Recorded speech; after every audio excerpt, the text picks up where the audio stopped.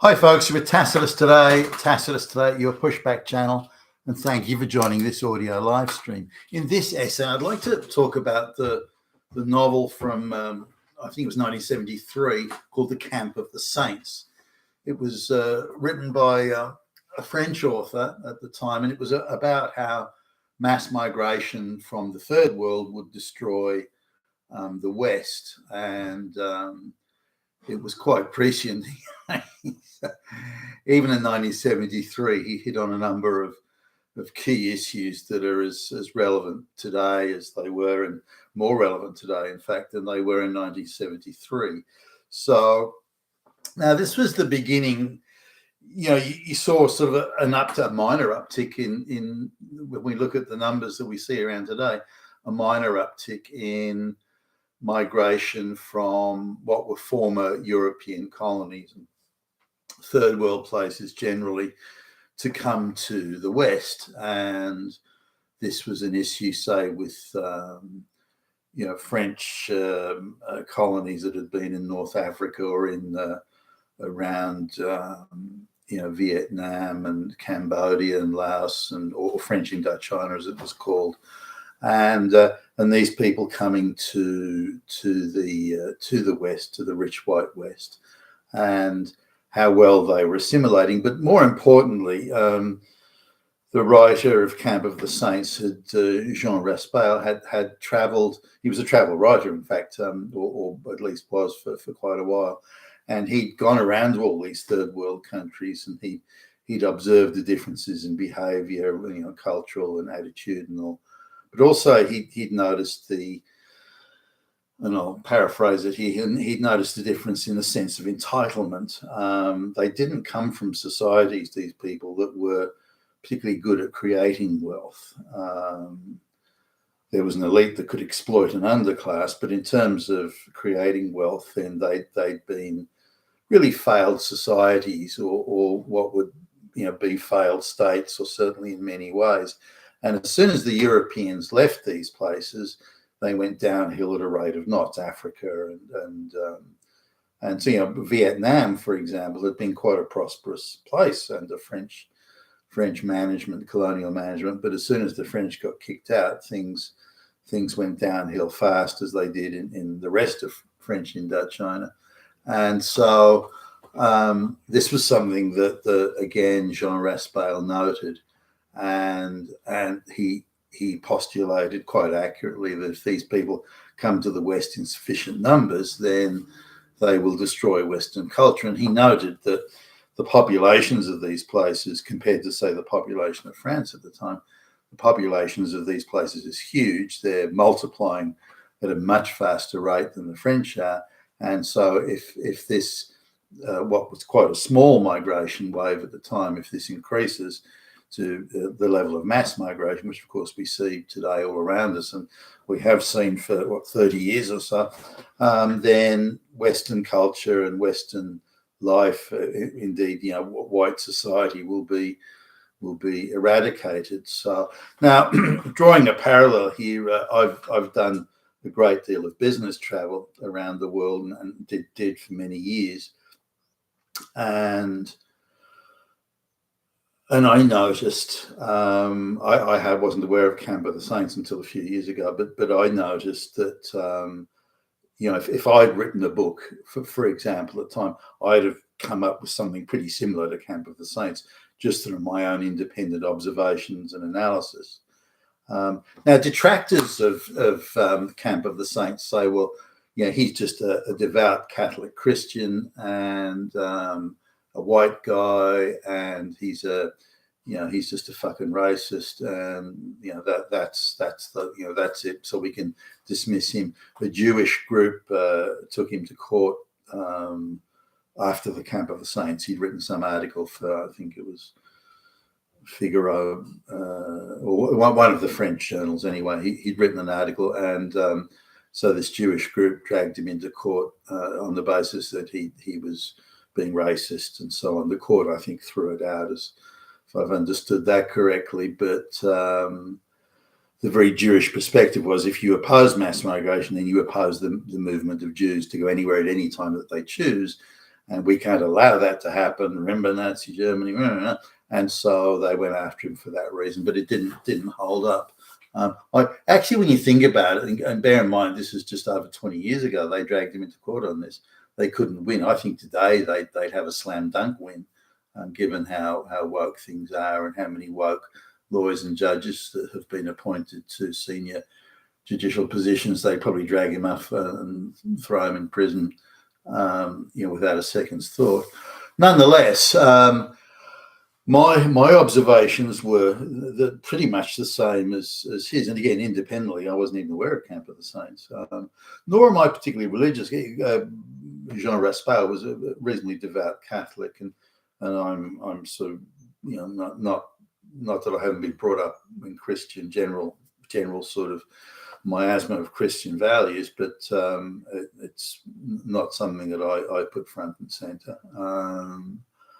But I came to the same views, and I've come up through a very different set of circumstances than the Camp of the Saints author did. Yet I came to the same conclusions, and that in itself, I think, is rather telling.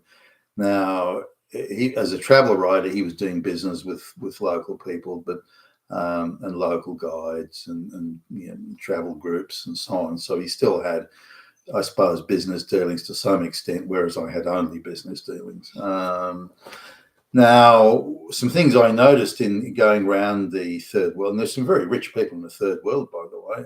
If you look at a dirt poor basket case place like Indonesia, there are still, if you look at the top 1,000 richest people in the world, like 50 or 60 of them are from Indonesia.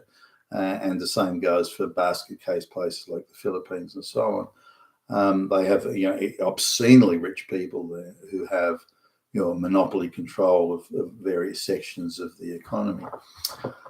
Now, my sort of what I found strange as I was not strange. What I found noteworthy, maybe that's a better way of putting it, as I was traveling around dealing with these people, was how the sense of entitlement sort of intrigued me. When they would meet with us or meet with me in a business sense again, they'd be, okay, what are you going to give us? What free stuff will you give us? Gimme.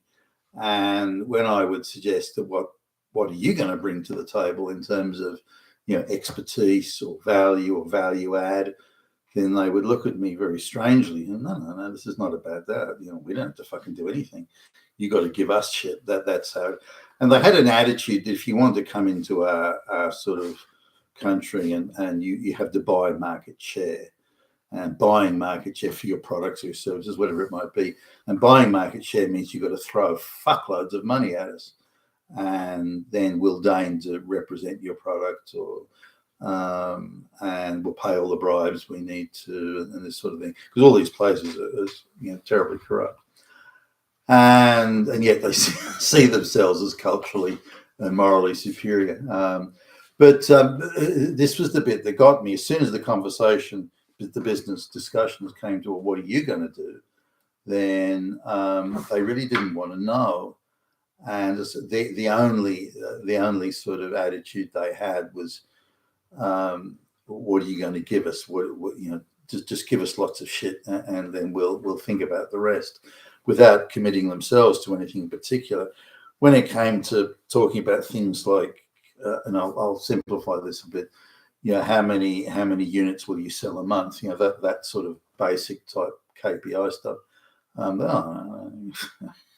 How much will you give us? So they had no sense of accountability or responsibility, yet had at the same time a huge sense of entitlement.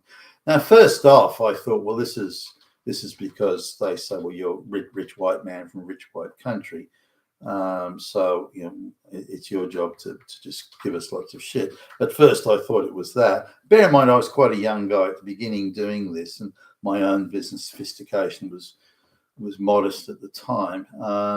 But I couldn't see how they could arrive at the view that they were entitled to receive lots of stuff without doing something in return. That, even as a young man, that threw me, and I'd misjudged the situation. Maybe they think, well, we were exploited by colonial people, therefore we want some sort of compensation for that. And so I went through a number of sort of scenarios. I thought maybe that's what's behind their very unbusinesslike sense of entitlement. So they weren't, I didn't see them as businesslike at all. I didn't see them as industrious or conscientious. I didn't see them as people, prepared to make a commitment or who wanted to contribute to the creation of wealth or the value add. Again, it was entitlement, and I found this quite concerning. But the conduits for entering, those marketplaces isn't really the right word. They're not, but those countries or regions or economic zones, call them what you will, the conduits were limited, so you had to kind of go along with what they wanted. Now I noticed that I'd give out goodies, sign off on giving them goodies in order as an inducement to get things started. But the minute I started to pull back on the goodies, okay, we're not doing anything. That stuff's going to sit on the shelf gathering dust. We won't do squat until you start handing out the goodies again, which is equivalent of going on the dole or something when they moved to the West, I think. But I couldn't find. But I think in the overall sense, they didn't have what I would consider a basic Christian conscience.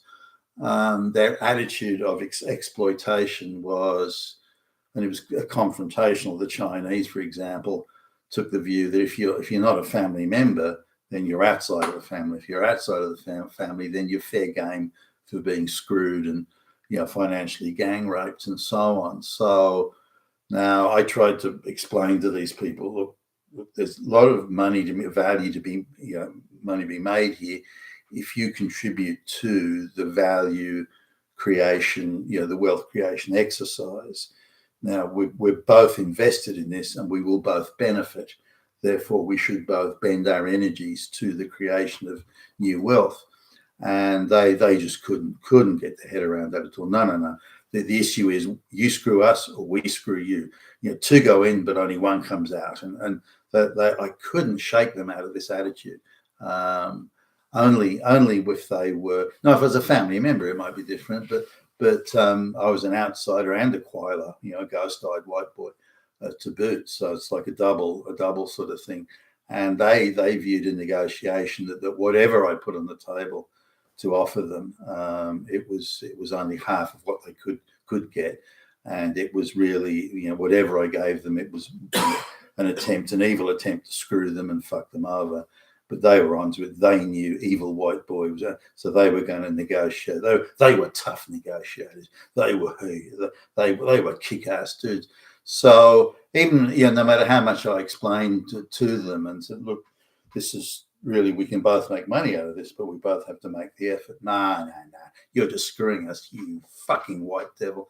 They didn't necessarily say that, or not in English anyway. They did say it in Chinese, which I spoke enough of to understand that. But in the Chinese case, and I say, I'm off the top of my head, I'm even trying to think of an exception. I can't think of one. But in the Chinese case, that was constantly something, or the Asiatic sort of general view. With the Indians, their attitude was that they would agree to something, but really they weren't agreeing to it. They'd wait right till the 11th hour and the 59th minute. Then they just say, no, it's no good. No, not happy with that. You now have to give me this. I have to give me that. No, I don't have to honor that. So they would enter into an arrangement and then just quite casually just backslide out of it without a second's thought, because that how do you know you've won if you can, like, if you're not screwing the other guy, he's screwing you. So the only way you've got the best end of the deal is if you've totally screwed the other guy into oblivion. Then you've come out in front. Otherwise, how do you know you've come out in front? And the Indians took the view. The Chinese would understand that you could create wealth, but only within the family with people who are blood related to you. They couldn't conceive wealth could be created in collaboration with people outside of the blood related. Unless you were, they were just giving you stuff. So it's still the gimme free stuff. With the Indians, it was a view that the amount of wealth, I've mentioned this many times before, the amount of wealth in the world is kind of fixed. So the only way you can get more of it is to steal from someone else. And if you're not stealing from them, they're stealing from you. This is the sort of the preset mentality they have. So this is very difficult to get around. But if you transpose that into those people, either the Chinese or the Indians, coming to the West in sufficient numbers, then not only are you sort of dealing with people who have no set of Christian conscience or morality or values. The Indians, for Chinese too, but the Indians think that it's an obligation to tell you lies. And if you believe their lies, then you've become the co-problem, that you've become, the conjoined part of the problem or the conjoined part of the issue. Because, hey, if you didn't believe the lies, then this wouldn't have happened. So it's your fault for believing the lies. So they don't see that telling lies is the problem. They see that if you're dumb enough to fall for the deceit, then you're the problem and they're the smart people, because they're so smart in the lies they tell that you believe them. Therefore, you are the problem because you're too stupid. You're so stupid you believe their lies. Now, if you transpose that to masses of those people with those attitudes, which are where the surplus population of the world, or even the Islamic, folks from, especially the peasant societies of Pakistan and Bangladesh, Afghanistan, that they are almost morally obligated to cheat you and to tell you lies and to deceive you and to trick you. They're morally obligated to do that. And if you fall for it or if you go along with it, then you're the problem, not them. Now, if you look at all the surplus populations of the world, and again in Africa, the same sort of thing. If you look at those, and then that's the source of all the mass migration, and you can see this difference. And so I noted that if these people come in and, if you get the odd one or two, the first world educated, urban living guy who wants to, family that want to come, they want to come to the West, they want to be part of the Western society. If you get, and then those people will integrate, and that's fine. There's nothing wrong with that. Why shouldn't they be invited to come if they've got the necessary qualifications and credentials? That's fine.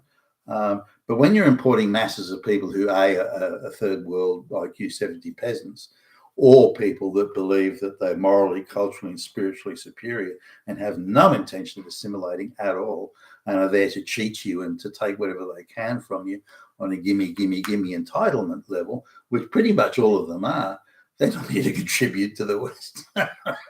Quite the opposite.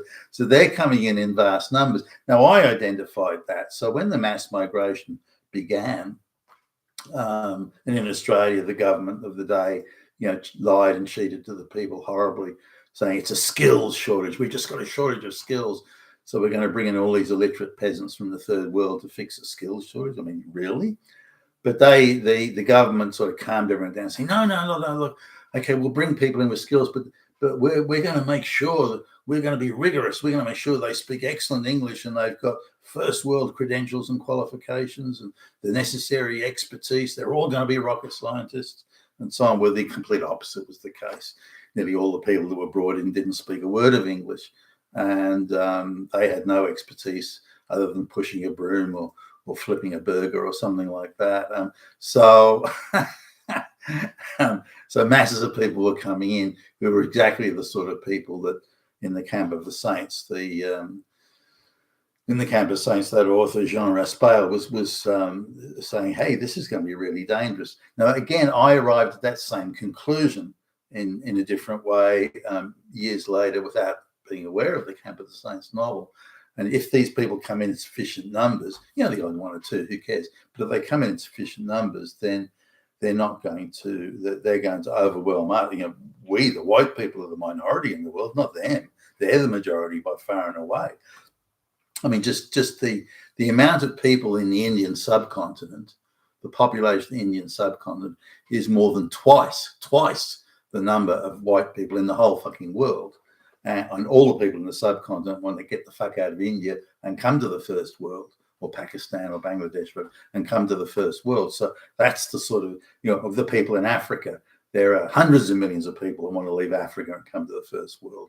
And the list goes on. So, these are the people that are coming to the West, and the ones that in particular are going to destroy the West. I mean, I think, only only a vigorous remigration program at the moment can save the West. Without that, the West is gone.